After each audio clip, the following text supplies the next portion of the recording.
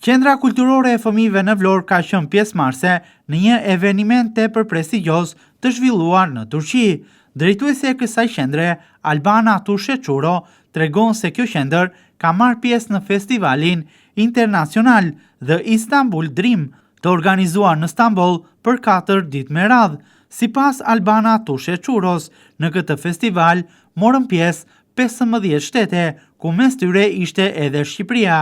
Sipas drejtueses, Qendra Kulturore e Fëmijëve u prezantua në këtë festival me 4 vajza të talentuara, të cilat dhuruan një performancë mbreslënëse në skenë. Atëherë, Qendra Kulturore e Fëmijëve ishte pjesëmarrëse në festivalin internacional The Istanbul Dream, që organizuan në Stamboll në datat 24-28 tetor. Ky aktivitet është një festival internacional me pjesëmarrjen e 15 shteteve pjesëmarrëse, ku bën pjesë Turqia, Shqipëria, Kosova, Italia, Kazakistan, Angli dhe shumë shtete të tjera. Ne si qendër u përfaqësuam me talentet tona të qendrës tonë kulturore, me 4 vajza të talentuara, Sharon Dormi, Aruen Kabellaj, Maria Isaj dhe Esmeralda Kamberaj, të cilat kanë kryer një performancë shumë të bukur në skenën e Istanbul Dream dhe e kemi shijuar jashtëmase përveç performancave dhe vlerësimit që kemi marrë nga të gjithë pjesëtarët e jurisë internacionale. Por jo vetëm një pjesëmarrje thjesht, Albana Tusheçuro thosë se nuk kanë dalë pa çmime edhe në këtë festival. Sipas saj, Qendra Kulturore e Fëmijëve në Vlorë, pavarësisht konkurrencës tepër të lartë, ja ka dalë të rëmbej vlerësime prestigjioze.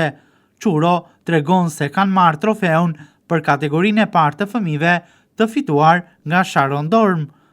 Ky festival ishte festival, si thash, me pjesëmarrjen e disa shteteve dhe konkurrenca ishte shumë e madhe.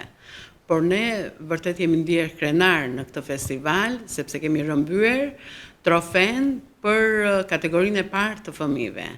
Kemi marrë Grand Prix për fëmijët, të cilën e fitoi Sharon Dormi, goca e vogël italiane që tashmë është e njohur jo vetëm në qytetin tonë, por dhe në Shqipëri dhe tashmë dhe në përbot, për natyrshmërinë, për interpretimet e saja shumë të suksesshme në këto skena.